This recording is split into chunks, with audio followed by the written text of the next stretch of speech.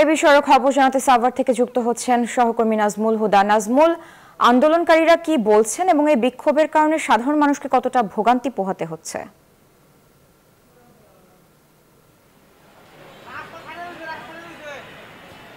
আপনাকে ধন্যবাদ। আপনি যেমনটি বলছেন ঠিক ৩২ ঘন্টা পরে কিন্তু যে আন্দোলনকারী যে পোশাক শ্রমিক তারা কিন্তু তাদের দাবি কিন্তু ব্যবসা কর্তৃপক্ষ মেনে নিয়েছে এবং ২০২৫-এর ২৮শে ফেব্রুয়ারির মধ্যে সমুদয় টাকা পরিশোধ করা হবে শ্রমিকদের।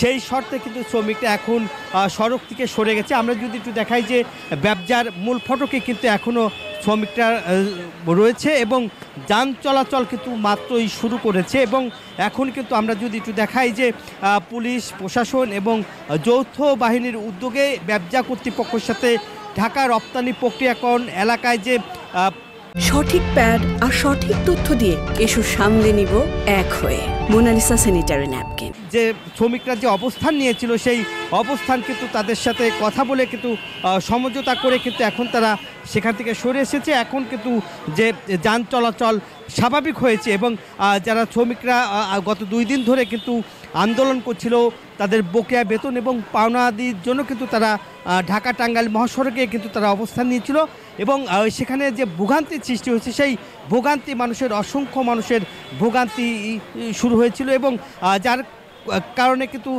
এখানকার যে সমন্বয়ক এবং যারা এইখানকার যারা ব্যবসা কর্তৃপক্ষ তাদের সাথে যৌথ মিলেই কিন্তু তারা তাদের সাথে আলোচনা করে শ্রমিকদের পাওনা পরিশোধের আশ্বাস দেওয়ার পরেই কিন্তু এখন পুরোপুরি যান চলাচল স্বাভাবিক হয়েছে। এই ছিল আমার কাছে শ্রমিক অসন্তোষের সর্বশেষ খবর।